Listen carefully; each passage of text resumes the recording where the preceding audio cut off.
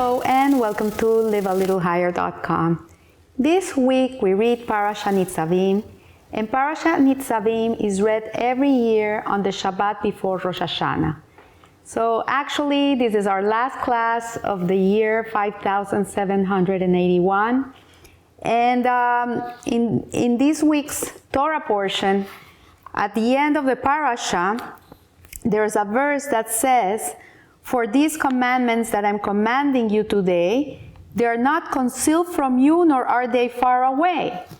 They are not in the heavens that you would then say, 'Oh, who will go up to the heavens and fetch them for us and impart them to us so that we may do them?' Nor are they across the sea that you would then say, 'Who will cross the sea and fetch them for us and impart them to us so that we may do them?' This thing, however, is very near to you for you to carry out with your mouth and with your heart." So this famous pasuk really takes 2 chapters in Rabbi Shneur Salman of Liadi's book, the Tanya, chapter 17 and chapter 18, where he talks at length of what this verse means. What is Hashem imparting to us? And we see that the last parashas are Moshe Rabbeinu reminding us about all the mitzvot that we have to keep that in order to be able to serve Hashem, to be able to live as the people that we're supposed to be, and there's one after the other, and what will happen if we follow them, and what will happen if we don't follow them. And then at the end, Hashem is telling us through the Torah, like, don't worry, this thing is very close to you. It's very near to you for you to carry out with your mouth and with your heart. So what does this mitzvah mean? What is this commandment that is given to us, that is not distant to us? And on the surface, we see that in your heart is in your emotions. And in your deeds, it's in your actions. So Hashem is telling us, like, you can come to love Hashem. You can come to love my Torah. So you can do it. It's not so far-fetched. What I'm asking from you is not so crazy. It's not so hard.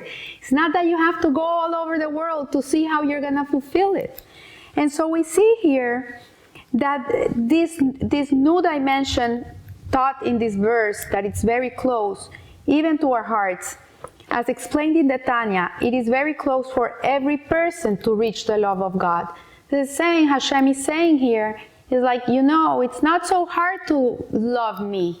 I'm not asking from you something that it's impossible. I'm telling you that it's within you, that you don't even have to go and look for the love of God. It's something that is innate. We inherited love of God from Abraham, Isaac, and Yaakov. It's in the recesses of our heart. It can be buried very deep. It can be very dusted. But at the end of the day, to love Hashem is not something that we have to learn to do. It's not something even that is not in us and we have to create. The love of Hashem is something that is inherited. It's in our DNA. It's there. We just have to unearth it, and we just have to reveal it. That's all that Hashem is asking from us, because it's there. It's in it. It's something that He gives it to us.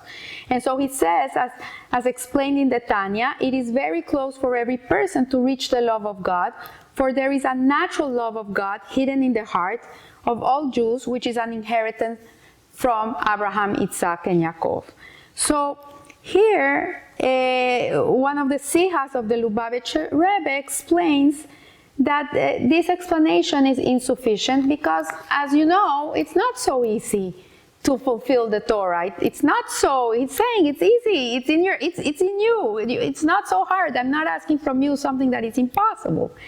But when it comes to practice, for us, it's not so easy. It's hard. Why is it hard? And so we see that there's another dimension of ourselves, which is an instinctive, it's an animalistic dimension of us. It's an animal soul that's within us, which is egocentric, which wants pleasure, which wants only to have fun in the world.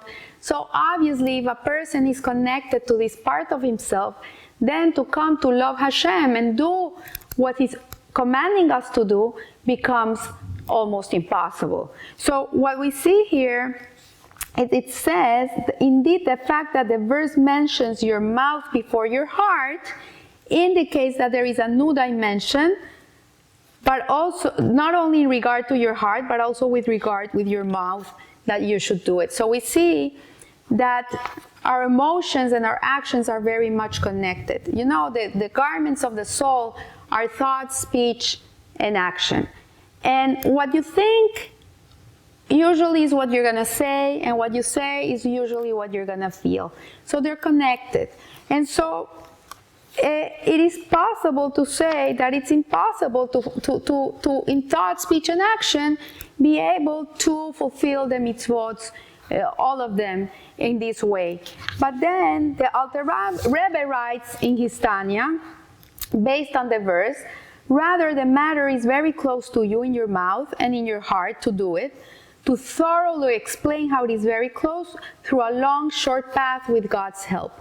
So there's a story that our sages teach us from the Talmud of Rabbi Yehoshua ben Hananiah, that once was traveling and he found a boy, he was sitting in a fork, either you go right or you go left, and he was walking this path, and he asked the child how to get to the city.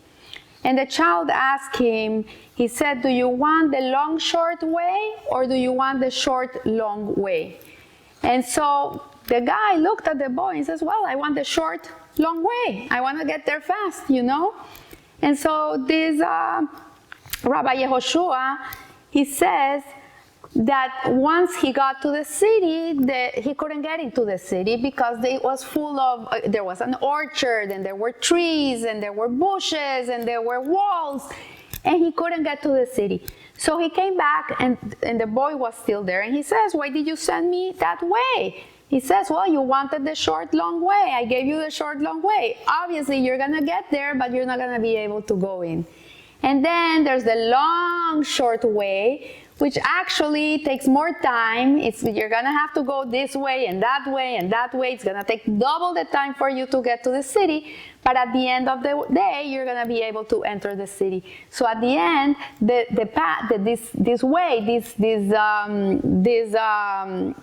this journey is going to be short. It's not going to become long. So we see here that the Rebbe implies, Rabbi Shneur Salman of Liadi, the Alter Rebbe, that this is the same with divine service. This is the same way we get to Hashem. There's a long, short way, and there's a short, long way. And so when people want an easy fix, it's going to be at the end of the day, they're not going to get to the destination.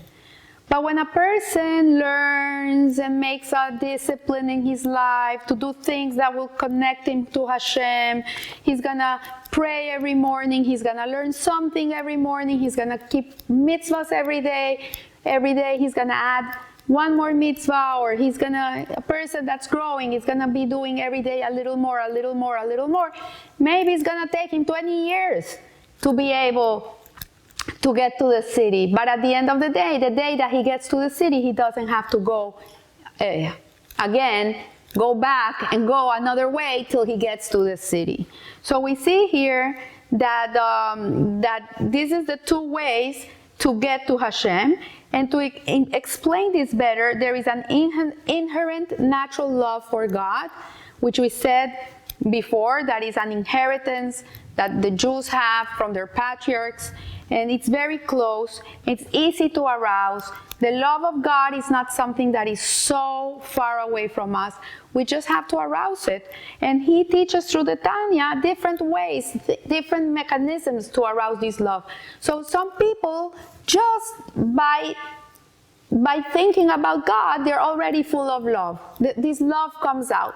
Then there's people who it takes a little longer. It's not so easy to arouse this love to Hashem. So they have to do a little more of work. They have to really dedicate themselves to contemplate the greatness of Hashem, to look at the world, to look at His creation, to learn to see the hand of God in their lives, to see the divine providence in their lives, to see everything that happens around them, and learn every day more. And nevertheless, since innately this love is hidden, because it's hidden, much work and labor is required for this love to permeate the person's entire being, until it affects not only his mind and his emotions, but his deeds too, every part of his being.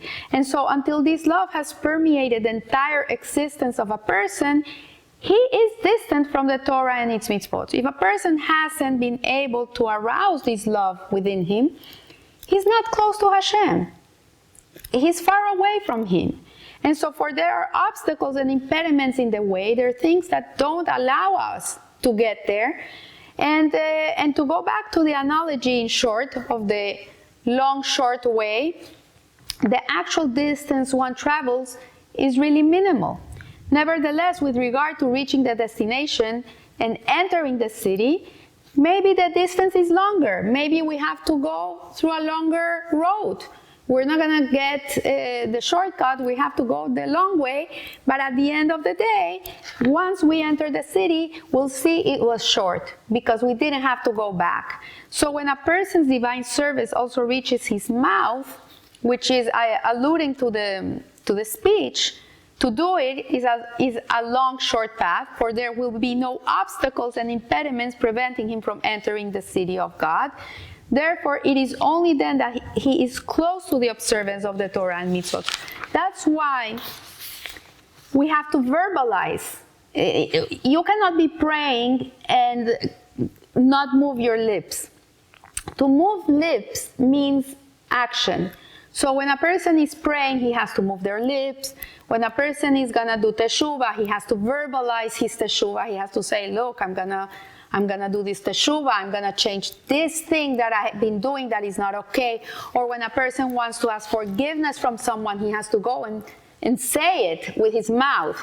And so it is well known that our love of God is dependent on our knowledge of Hashem. So the more you know about God, the more you learn Torah, the more you pray to Hashem, the more you are aware of God's running the world and how Hashem moves the world and how things happen. The more connected you are to Hashgacha Pratis, the more love you're going to feel for Hashem.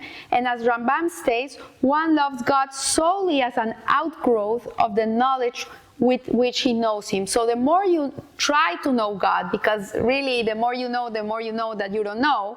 Hashem is elusive, really. When we think we reached the knowledge and we think we know it all, something happens and suddenly we're again in square one and we're like, what happened? I don't know anything. I don't understand.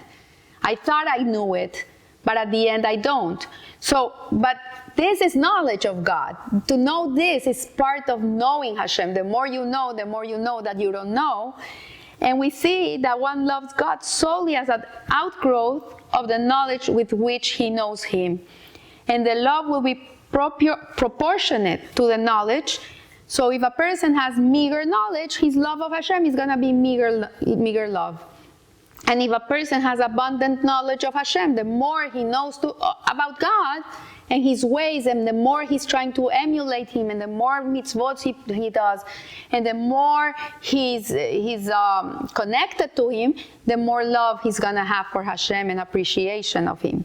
So accordingly, we can conclude that the parallels to the concepts mentioned above with regard to divine service in your heart exist within the realm of knowledge of God, and the essential love of God is very close to every person, for every Jew possesses a natural love of God. So again, we know that the love is there. The love is there. You don't have to make the love. You don't have to create a love. The love is there. And this is so important, even if you don't feel it, to know that you have it. It's so important. Because the day you want to feel it, you're going to get to feel it. You're going to do everything in your possession to be able to get to feel it. So nevertheless, labor is required to reveal this love and draw it down within all the particular dimensions of a person's potentials, including actual deed in your mouth. So, yes, Hashem created a world in which there's a concept of He doesn't want to give us bread of shame. He doesn't want to give us handouts. He doesn't want us to be these people that are sitting in the house waiting for the paycheck. He doesn't want that from us. He wants us to labor. He wants us to work, to earn everything in our lives. And it doesn't mean that it's going to give you more, but it means that you're productive. You're part of a partnership with Him. So the more you learn, the more love you're going to feel. This is a natural cause and effect thing. So only after such labor is a person close to the Torah and its mitzvot, having traveled the long, short path, for although it is long in that it requires effort, and this is what it means by long, is the effort, it is short because he enters the city of God. At the end, he's going to get to where he needs to go, without any impediments or obstacles. And this concept can be clarified by first explaining the idea that the knowledge of God comes either through simple faith or as an intellectual imperative. So there's people who are very lucky people who just have this simple faith in Hashem, and they just love, they're loving people, they love Hashem, they love everything, so they feel it because it's in their nature to be like this. But most of us are not like this happy-go-lucky people. Most of us have to like really, we're wired differently. We really have to work to love Hashem. It's not that it's not there, it's there, but you have to work to reveal the love of Hashem, because sometimes we're wired to the TV, to the news, to the injustices of the world, and how could this happen? How could God allows this to happen? And we tap into this mindset, and then to come to love God is very hard. You come to see a God that is cruel, and He's a God that it takes retribution, and how can He do this? So this is a person that naturally is not, his inclination is not a loving inclination. It's more of a gevura, disciplined type of human being. And then you have these people that they see the world in a rosy way. Everything is rosy, everything is beautiful. They see the good in everything. And so for them, naturally, to love Hashem is easier. So the truth of His God being is beyond the capacity of a created being to comprehend. And as the Rambam writes, it is not within the capacity of the knowledge of a living man, who is composite of body and soul, to appreciate the truth of this matter completely. Instead, one believes in the truth of his being. So this represents the advantage of faith over intellectual research. But there's a problem with only faith. A person that only taps into faith and doesn't work to love Hashem, the love that he's going to feel towards Hashem is going to be a love that in reality, it's not gonna flourish more. It's gonna be in a certain level, and that's it. But when a person is intellectually driven to learn more about Hashem, and he wants to search, and he wants to learn, and he wants to see, and he wants to learn this, and he wants to learn that, and he's thirsty, he wants to learn, then this person is going to be able to unleash a potential that a person of faith will never come to unleash, because he's going to be left there. But a person that is searching is going to be able to not only love Hashem, but he's going to be able to take it to a different heights. So nevertheless, since the knowledge of God comes as an intellectual imperative and as a result of one's own logical research, it has a more internalized effect, for it stems from the person's own thought and self, as it were. Faith, by contrast, stems from the oneness of God that shines within one's soul. So a Jew has faith. Even if you don't think you have faith, you have faith. It says, our sages teach, we are believers, children of believers. This is inherent in us. This is a inheritance we have from our patriarchs. We have faith. We believe in Hashem. And hence it can have merely an encompassing effect on a person without penetrating his thought process in the vein. Our sages comment, before breaking in, a thief calls out to God, for although the thief believes in God and therefore prays to him for success in his theft, even a thief has faith. He's praying to God that he should help him steal the bank. At that very moment, he's acting against God's commandments. So this is the paradox of a person. This is galut. This is what a person can come to. His faith can take him to do things that are not okay. But a person who is intellectually driven and is learning and is growing and is expanding and is connecting to Hashem every day more, and every day he wants to get closer and he wants to be better, he wants to be a better person, then he's going to understand, like, okay, I cannot steal the bank. This is not going to take me closer to Hashem. This is going to take me farther away from Hashem.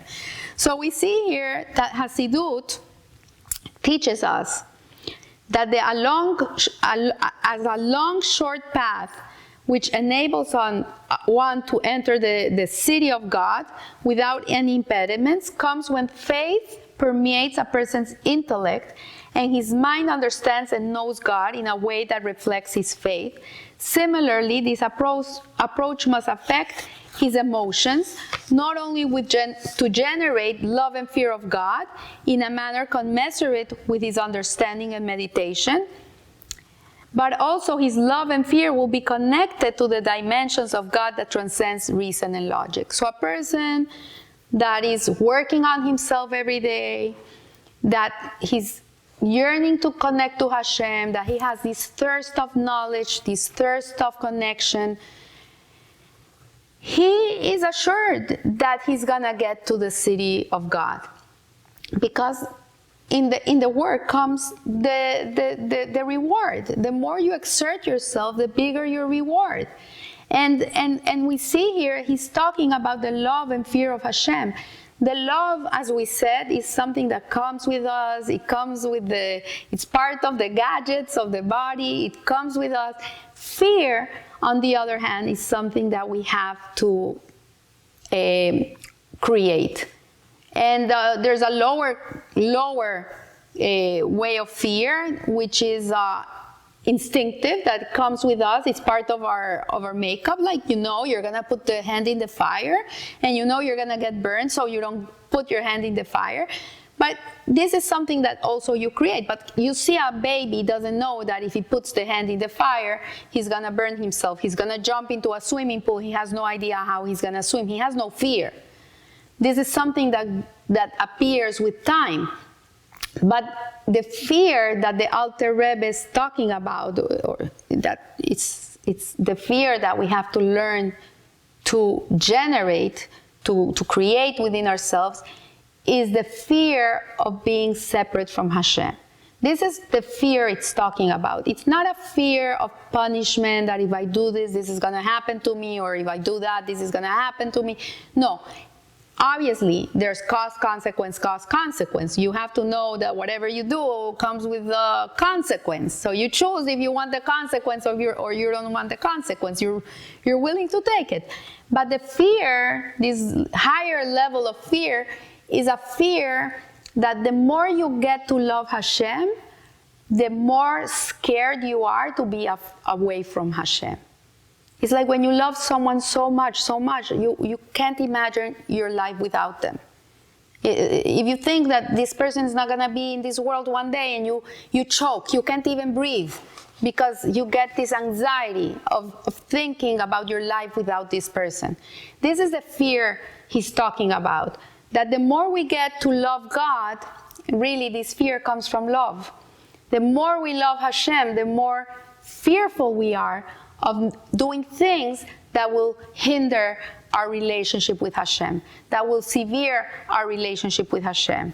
So this is a long, short path of divine service. This is not something that happens from one day to the next. This is something that comes from work, comes from dedication, from discipline, from wanting to be close to God, from refining your midot, your character traits. If you have something that needs to be corrected, you work every day very hard to correct that midot, that character trait, and you don't want to do anything that will take you away from Hashem. So at the end of the day, we have to know that when the Torah is talking to us, that this is close to us, it's because it is close to us. And God willing, when Mashiach comes, it's going to be a day for the earth will be filled with the knowledge of God as the waters cover the ocean bed. And we won't be having all these issues of dichotomies between what we feel and what we think and what we say. Everything's going to be aligned. What you see is what you're going to say, and what you say is what you're going to do. You mean what you say what you mean. This is the days when Mashiach will be here. But meanwhile, we have to know that it's close to us and it's doable. It's not something that is impossible. Hashem doesn't ask from us things that we cannot do. It would be very unfair. He doesn't ask us to do things that are impossible for us. Maybe they seem impossible, but they're not. And He wants greatness. Greatness. That's what He wants from us. Greatness. This is what He expects from a Jew, to be great. We shouldn't be less than that, because we are made to be great. And when a Jew is not living in a great way, in a holy and majestic way, then it's far away from you. You're taking a long, long road that it's not going to take you anywhere. So I want to wish you from the bottom of my heart, Agemar Hatima Tova, Shana Tova Umetuka. It should be a year of blessing, of good health and joy and tranquility, of abundance in your material life and in your spiritual life. And that every day we should grow a little bit more, every day a little bit closer. You know, you don't have to change from one day to the next. Nobody's asking that from you. Hashem is not asking things that are impossible for you. He's asking you what you can do. And so every day, wake up thinking, you know, today I can do A, so I'll do A. And tomorrow I'll do B. And you do what you can, the best way you can do it. But never get stuck. Always move forward. And at the end of the day, you'll be able to enter the city of God. So remember, live a little higher. Thank you.